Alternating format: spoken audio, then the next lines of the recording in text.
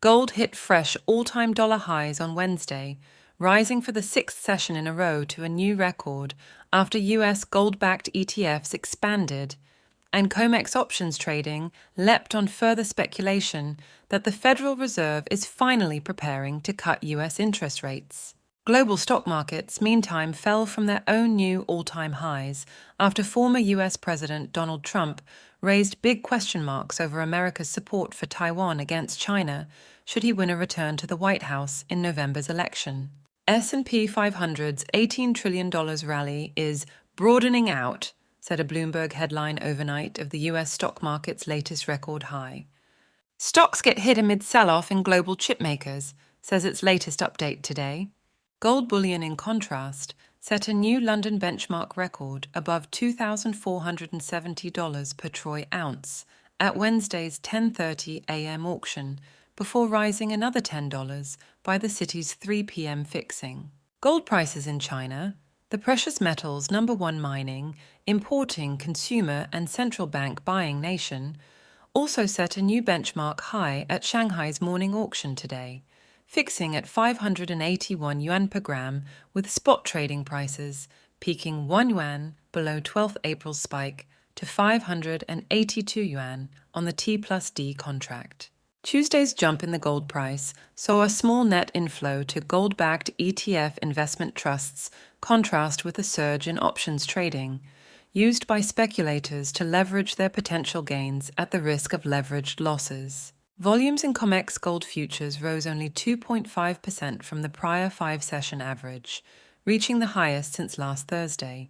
Trading volumes in options contracts leapt by 48.5% from its previous average, reaching the highest in 5 weeks. With gold prices averaging $2,219 per ounce so far in 2024, almost 15.0% above the metal's January to mid-July average last year, trading volumes in COMEX futures have risen by 6.8% from the same period in 2023, but options volumes have grown by 26.5%. Gold ETFs, in contrast, have shrunk 3.3% in size since New Year's Eve, according to data published by the mining industry's World Gold Council.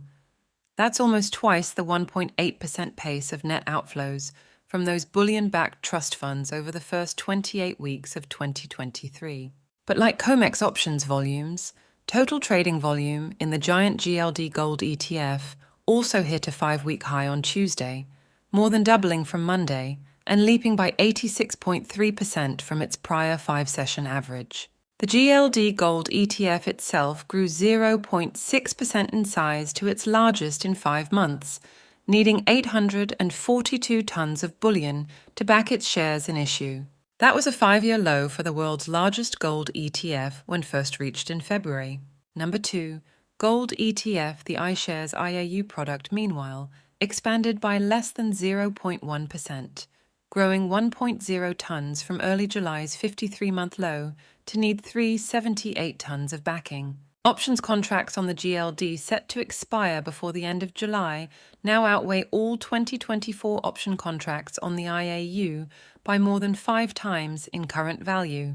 New York's number 3, gold ETF, the SPDR Mini GLD, against which traders cannot write option contracts, also saw only 0.1% growth in Tuesday's action, now needing 100 tons of backing for the first time since mid-April's then record highs in the price of gold. Shares in the next largest such North American product, the closed-end Sprott Physical Gold ETF, have now traded at a discount to the value of the bullion it holds without pause since April Fool's Day 2022, ending Tuesday 1.6% below its NAV and suggesting weak investor sentiment. While I don't believe we have reached our final destination on inflation, I do believe we are getting closer to the time when a cut in the policy rate is warranted, said Fed Governor Christopher Waller on Wednesday, echoing comments from Fed Chair Jerome Powell, pointing to a September cut from today's 2-decade high in the overnight cost of borrowing.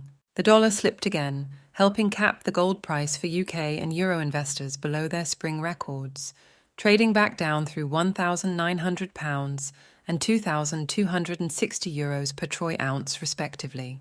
Silver, meantime, failed to follow gold prices higher before tracking and extending its retreat, falling to one-week lows beneath $30.40 per ounce in late London physical trade. "Taiwan doesn't give us anything. It should pay us for defense," said Trump to Bloomberg in a lengthy interview published today, signaling weaker support against China for the island nation, home to the world's biggest chip industry. Expect no peace initiative from Trump in Russia's invasion of Ukraine until the elections, says a letter from Hungary's Prime Minister Viktor Orban to fellow European Union leaders, claiming that the would-be US president has told him he will be ready to act as a peace broker immediately on winning November's vote, a vow widely seen as meaning an end to Washington's financial and military aid to Kyiv, as proposed by Trump's running mate J.D. Vance. Please like this video and subscribe to our channel.